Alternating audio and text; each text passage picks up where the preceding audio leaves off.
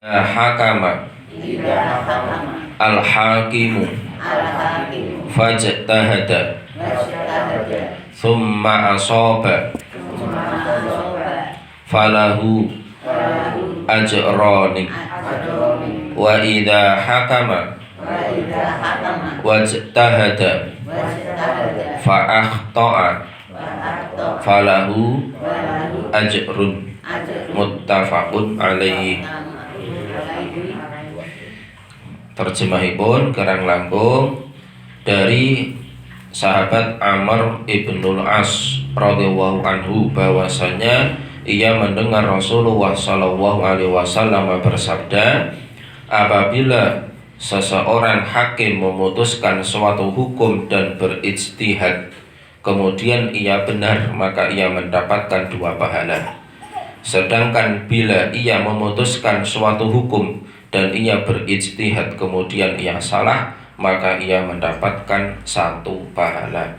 Muttafaqun alaih, utawi hadis riwayat Bukhari lan Muslim. Bukhari wonten ing hadis nomor 7352, Muslim wonten ing hadis nomor 1716. Niki hadis dawuh saking Kanjeng Rasul ingkang dipun riwayataken saking Amr bin As. Amr bin As niki salah seorang sahabat Nabi dan kepahlawanannya sangat terkenal, masyhur niki Amr bin As niki. Dan beliau ditunjuk oleh Nabi menjadi gubernur di Mesir. Menjadi gubernur di Mesir dan meninggal di Mesir dan dimakamkan di Mesir. Sehingga sebagai bentuk penghormatan kepada beliau kemudian dibangunkanlah sebuah masjid yang megah di Mesir itu ada Masjid Amr bin As. Lajeng timiriku wonten makamipun beliau Amr bin As niki. Karena memang beliau menjadi gubernur di Mesir ketika masa itu. Ini lah Amr bin As ini salah seorang sahabat yang sangat dekat kepada Nabi. Maka banyak hadis-hadis yang diriwayatkan oleh beliau, meskipun tidak sebanyak hadis yang diriwayatkan oleh sahabat Aisyah radhiyallahu anha atau Ibnu Mas'ud ataupun sahabat-sahabat yang lain, karena Amr bin As ini ditugaskan untuk futuhat Islamiyah, jadi untuk menyebarkan agama Islam di luar kota Makkah maupun kota Madinah. Maka ya ada banyak hadis yang diriwayatkan dari beliau, tapi tidak sebanyak para sahabat-sahabat yang hidup berdampingan langsung dengan Kanjeng Nabi di Madinah ataupun di Makkah. Niki Amr bin As. Lah beliau mendengar Rasulullah bersabda, "Idza hakama al-hakim fastahadda." Tsumma asaba. Apabila seorang hakim itu berijtihad. Ya, ijtihad. Kenapa ijtihad?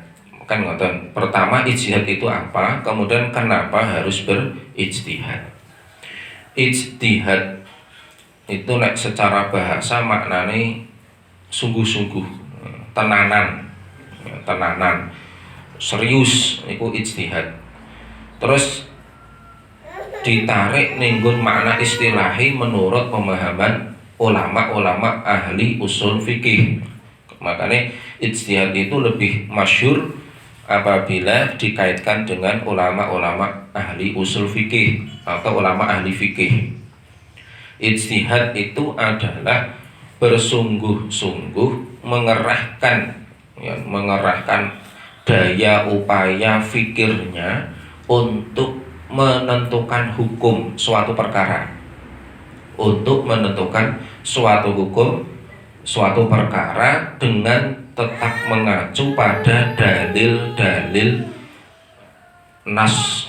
Nah, dalil-dalil nas niku bisa berupa Quran, ayat-ayat Quran, atau berupa sunnah atau hadis-hadis Kanjeng Nabi. Nah niki. Lah kenapa kok berijtihad? Nah, kan permasalahannya ngoten. Tidak semua ayat di dalam Al-Quran itu langsung menjurus untuk menjelaskan suatu hukum. Pun demikian hadis Nabi juga tidak langsung menjurus pada permasalahan hukum.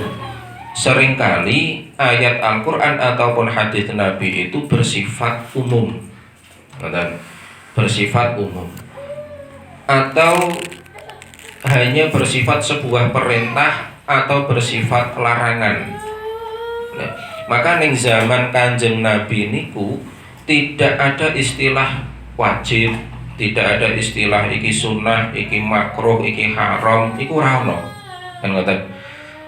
Jadi di zaman Nabi niku trennya para sahabat niku wis pokoke ndeloke Kanjeng Nabi, karena masih ada Nabi kan gitu. Pokoke nek sing dilakoni Kanjeng Nabi para sahabat niku nggih nglakoni. Ngoten. Apa sing diucapke didhawuhake Kanjeng Nabi para sahabat nglakoni. Nek bersifat amalan lisan berarti ya melu ngucapake, melu diamalake, karena ukurannya cetha Kanjeng Nabi dan Kanjeng Nabi tasih sugeng. Itu di era Kanjeng Nabi. Dan Nabi itu selalu menampakkan sifat basariahnya, di samping dia adalah sebagai seorang rasul. Sifat basariah itu sifat kemanusiaan. Beliau adalah manusia. Dan ini sebagai wujud, ya kan, yang bertolak belakang dengan Nabi Isa. Karena memang Nabi Muhammad itu hadir itu setelah Nabi Isa, yang mana Nabi Isa itu kesakralannya itu sangat terjaga rapel, terjaga rapi. Bahkan tidak ditemukan riwayat-riwayat bagaimana Nabi Isa itu dahar, bagaimana Nabi Isa itu sare, itu tidak ditemukan. Karena memang sangat sakral sekali. Makanya nek zaman biyen, bahkan mungkin sampai sekarang ya, ini kok banyak umat-umat yang kemudian menuhankan Nabi Isa. Nabi Isa dianggap Tuhan karena begitu saking sakralnya. Seandainya tidak dianggap Tuhan, itu pun kadang dianggap sebagai anak Tuhan atau jelmaan dari Tuhan. Itu saking sakralnya. Jadi sifat basariah, sifat manusiawinya itu seakan-akan tidak tampak ketika Nabi Isa. Maka Kanjeng Nabi hadir itu menampakkan sifat basariahnya, di satu sisi dia adalah sebagai utusan. Makanya Kanjeng Nabi niku abdun. Niku surat Al-Isra niku subhanalladzi asra bi abdihi. Allah yang memperjalankan pada waktu malam terhadap hambanya. Allah, Nabi Muhammad itu abdun. Nabi Muhammad itu bashar. Cuman kemudian laisakal basari, nek niku syiire napa Al-Busiri niku, ya kan, Muhammadun bashar laisakal basari. Muhammad itu adalah manusia tapi tidak pada umumnya manusia, karena punya kelebihan-kelebihan tertentu yang pernah kita jelaskan. Itu. Maka Nabi itu kadang dahar di tempat umum, kadang Nabi itu muncul di tempat umum dan sebagainya. Sehingga karena Nabi itu menampakkan basariahnya, di samping dia sebagai Rasul, maka apa yang tampak itulah ditiru oleh sahabat. Maka kadang di zaman Nabi itu, ya tidak kadang, malah sering di zaman Nabi itu wis nak cara dihukumi itu sakjane ora wajib, tapi para sahabat itu leng nglakoni kaya nglakoni nek iku dadi wajib. Maka ning kitab Ushul Fikih karangan Mahmud Tolhan itu dijelaskan di sana. Jadi saking semangatnya para sahabat niku sakjane iki ora wajib. Tapi memang di zaman Nabi itu belum ada ketentuan itu wajib atau tidak. Tapi saking semangatnya niru Nabi itu mereka melakukan sampai tidak pernah meninggalkan. Niku. Makanya kenapa Kanjeng Nabi itu kadang dianugerahi sifat-sifat basariah niku mau, kadang nanti kita terangkan, kadang Nabi itu sholat untuk orang rakaat salam, padahal kudune patang rakaat. Iku kanggo menjelas, ben kanggo ketentuan hukum. Oh nek sholat kok lali rakaate kuwi ora batal. Engko sementing ketika ingat terus ditambahi, kan ngoten. Kan ada riwayat Nabi sholat napa menika zuhur napa asar, tapi sing masyhur sholat asar ke entung orang rakaat, Kanjeng Nabi salam terus kondur. Ke tekan dalem, pancen dalem niku sampinge persis. Ditanya oleh sahabat Kanjeng Nabi, nopo ada revisi nek sholat asar ki mung rong rakaat. Oh, apa mau rong rakaat? Iya. Nabi langsung balik maneh teng masjid nambahi rong rakaat. Terus dadi ketentuan hukum, oh nek ngono kok awake dhewe lali rakaate, nek kurang ya garek ditambahi kan ngoten. Carane ngoten niku. Dadi ketentuan hukum. Termasuk bagaimana Nabi dahar, bagaimana Nabi minum. Tapi kemudian pada zaman-zaman setelahnya itu kemudian baru dirumuskan kan gitu. Dirumuskan ada ilmu usul fikih, dan yang paling populer itu adalah Imam Syafi'i melalui kitab Ar-Risalah. Meskipun sebelum Imam Syafi'i sebenarnya pola pemetaan hukum itu sudah ada sejak gurunya Imam Malik, ya kan, Imam Malik dalam kitab Al-Muwatta. Tapi yang paling termodifikasi atau paling rapi itu Imam Syafi'i dalam kitab Ar-Risalah itu. Bahkan sebenarnya di zaman sahabat juga sudah terpola, neng belum terbentuk suatu hukum. Makanya ada riwayat atau cerita-cerita ketika di zamannya Khalifah Umar, ya kan, terawih niku sampai harus jamaah. Gitu. Di zaman Nabi ora ana istilah terawih kon ning masjid. Ya kan, sing pengen ning masjid ya ning masjid, sing pengen ning omah ning omah. Tapi di zaman Umar kon ning masjid. Terus jumlahnya ditentukan 20 rakaat plus witir telu. Maka kemudian ini menjadi masyhur di kalangan mazhab Syafi'i, nek tarawih iki 20 plus telu kan gitu. Itu masyhur. Kemudian Ibnu Mas'ud itu juga sering sweeping. Ning sweeping iku ora bentuk kemaksiatan, malah sweeping iki sing sifatnya sunnah. Tapi bukan dalam rangka untuk melarang orang untuk melakukan kesunahan Nabi, tapi ben seakan-akan tidak wajib. Ibnu Mas'ud itu setiap pagi itu kadang sering keliling-keliling masjid-masjid atau rumah-rumah yang terbuka. Kok nek misalkan ada sahabat kok sithik-sithik sholat duha, tapi duhane ning masjid itu malah kon bali. Kon sholat ning ngomah. Maksudnya napa? Ben sholat duha itu difahami dudu kewajiban, ngoten. Tapi nggih kadang membiarkan. Jadi di cara bahasane sakniki di absen. Iki nak saiki sing dina iki kok sholat duha ning masjid, ya sesuk kon sholat duha ning ngomah. Nak sesuk saiki sholat duha ning omah, kon sholat ning masjid. Jadi selang-seling kersane tidak difahami oleh orang awam bahwasanya itu wajib. Nah di zaman Imam Syafi'i itu baru terpola secara rapi dengan kitab Ar-Risalah niku. Maka ada kaidah-kaidah. Oh ndi-ndi perkara nek iku perintah berarti mengandung makna wajib selagi belum ada keterangan yang menunjukkan bahwasanya perintah itu tidak wajib. Kan ngoten.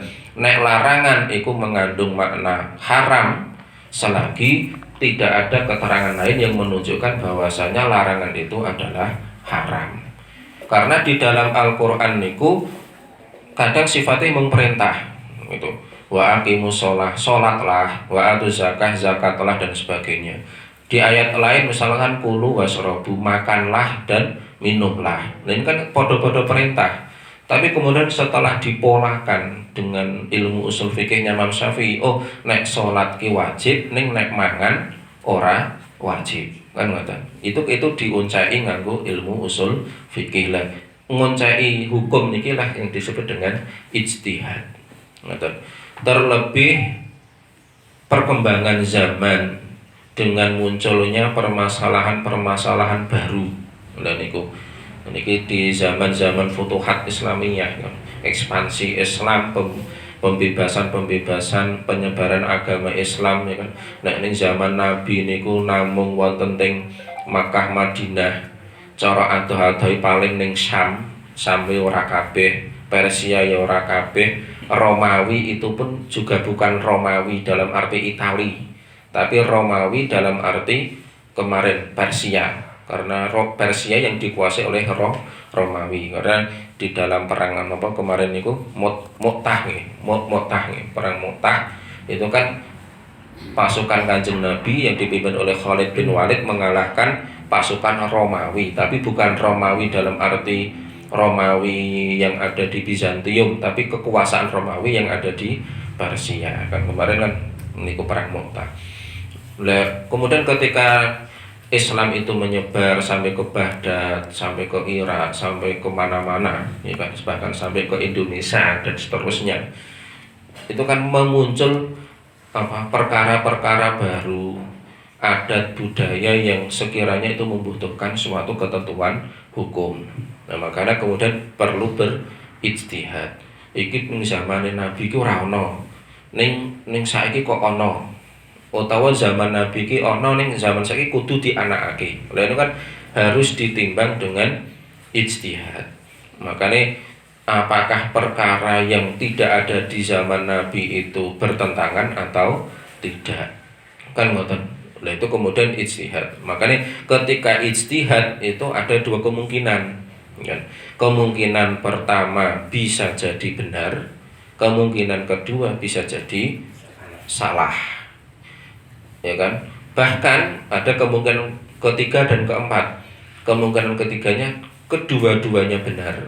Artinya kalau seandainya terjadi perbedaan, kedua-duanya benar atau kedua-duanya salah. Jadi bisa benar, bisa salah, bisa semuanya benar, bisa semuanya salah.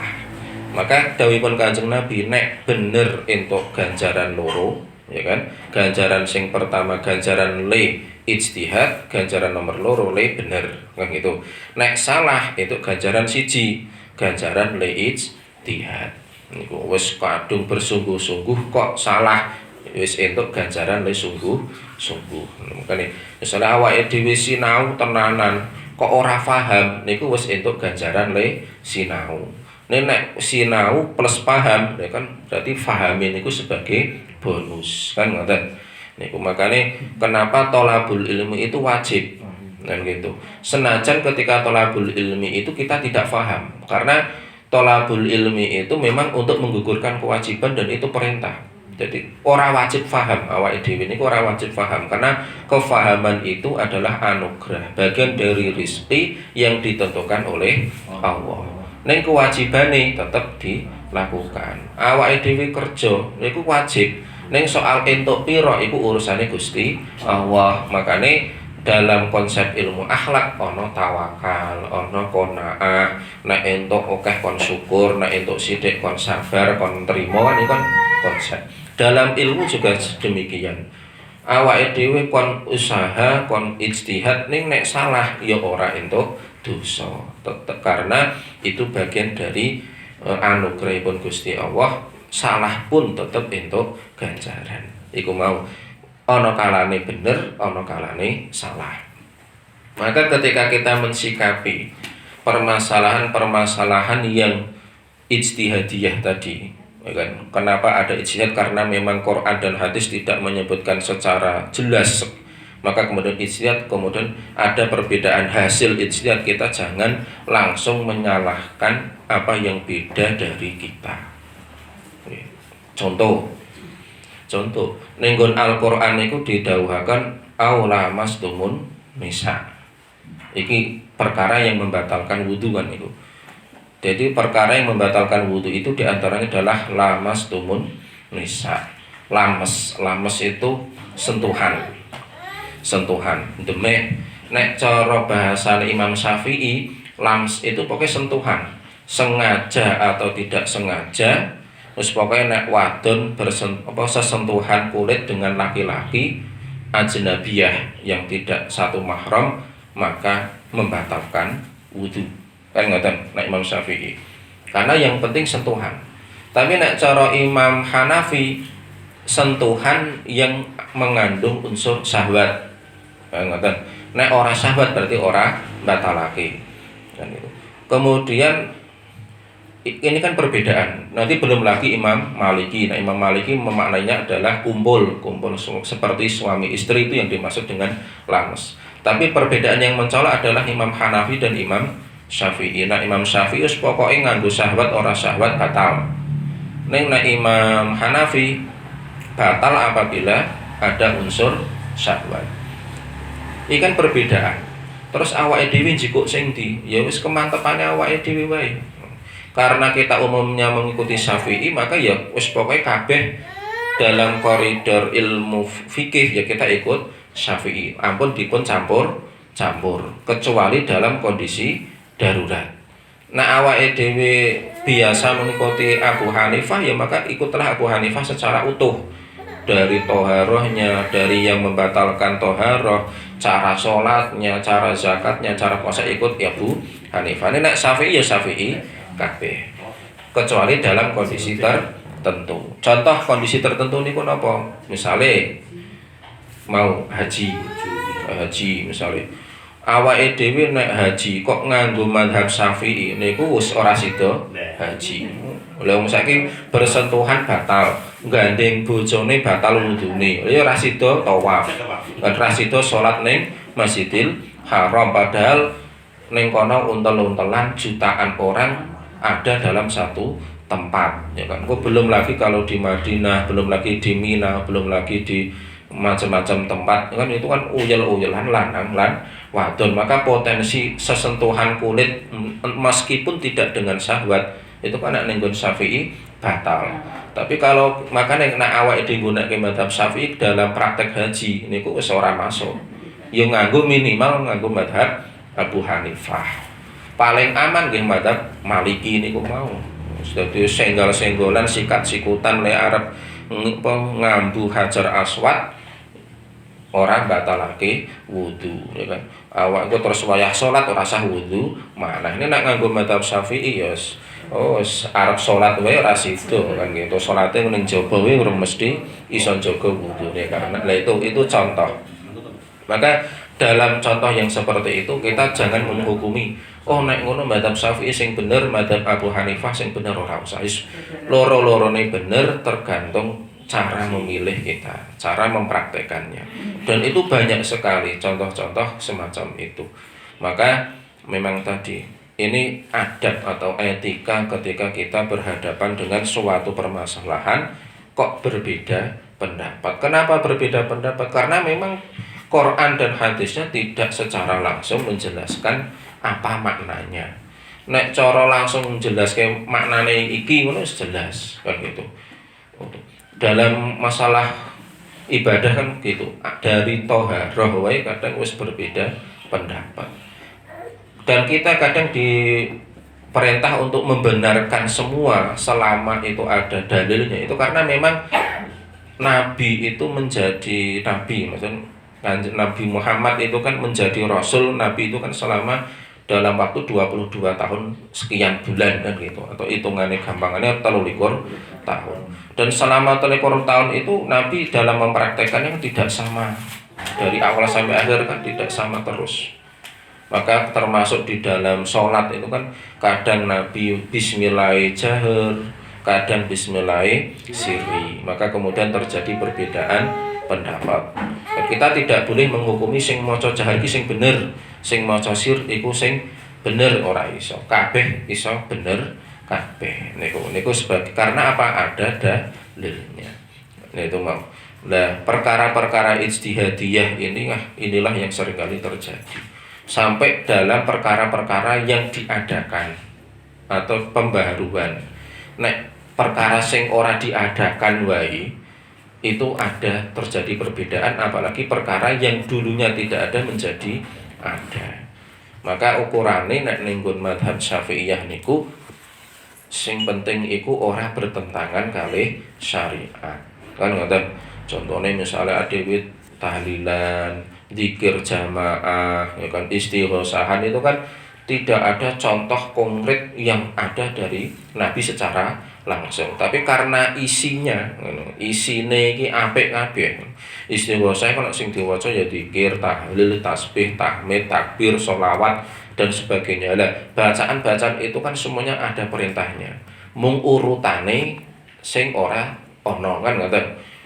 Termasuk wawasan tahlil, bar maca istighfar, terus sholawat, bar sholawat, terus la ilallah, bar la ilallah, terus subhanallah wa bihamdi.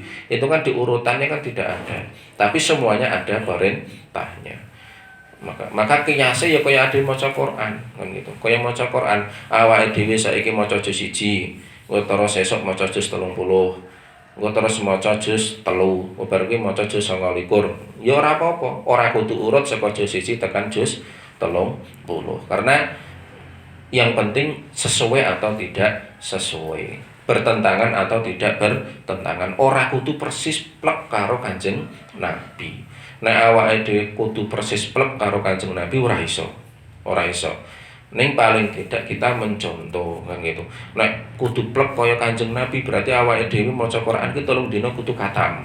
Saiki sapa sing kuat kejaba wong sing pancen duwe amalan-amalan tertentu 3 dina khatam Quran. Wong kadang nisbate awake dhewe wong awam niku kadang setahun pisan khatam wis alhamdulillah. Apa meneh kok kon 3 dina khatam gitu. Nyimak iki gampang ning kadang nyimak kan kadang ora kabeh. Ucul barang kadang kayak ngantuk kehilangan kan kadang nyimak Quran itu kadang njikuk apa pojok etok gitu koncone balik lembaran ade melu buka lembaran wis ora iso persis kaya Kanjeng Nabi. Salat tahajud wis penak wae ulama niku kon batasi ping 8 wae kan gitu tahajud. Nek pengen nambah ya apa diniati ojo tahajud tapi diniati sholat hajat apa diniati sholat taubat apa sholat lainnya. Nek diniati tahajud ya ping 8 wae atau maksimal ping 12 kan ngoten. Enak. Nek ade kon nyontoplek Kanjeng Nabi, ade kon sholat sampai sikile abuh piye? Ora kuat awake dhewe. Rakaat 1 maca surat Al-Baqarah. Rakaat 2 maca surat Ali Imran. Rong rakaat kok wis 4 juz. Lha niku ade kon niru Kanjeng Nabi plek ora iso. Ade kon jikuk sing enteng, sing penting lakoni. Paling enteng ya Al-Kafirun rakaat keloro. Kula wawa gitu. Ning mending kan gitu. Mending daripada sing ora kan gitu. Makane nek ana nyuwun sewu nggih nek ana ustaz mengatakan kita harus mencontoh Nabi plek yang tidak ada contohnya tidak boleh itu jangan diterima mentah karena memang Nabi itu ibarat contoh ya kan nek contoh itu terus difotokopi orang mungkin fotokopi itu padha plek karo asline ya kan paropo foto berwarna itu orang mungkin plek karo sing di foto kopi. Lah awake dhewe niki ibarate fotokopine Kanjeng Nabi. Ya kadang ana burung-burunge sithik, kadang ora ana cetane sithik iku ora apa-apa, sing penting moto kopi. Makane adike niate nggih nglakoni apa sing disunahke Kanjeng Nabi ning sak mampune, sing penting punya niatan mencontoh Kanjeng Nabi. Nikilah niki. Makane dikon hati-hati jangan mudah menghukumi suatu perkara yang dilakukan oleh orang lain kalau perkara itu ternyata tidak sama dengan kita karena bisa jadi apa yang dilakukan yang berbeda itu ada dasarnya cuman kadang kita tidak tahu ini masalah permasalahan dalam ijtihadiyah.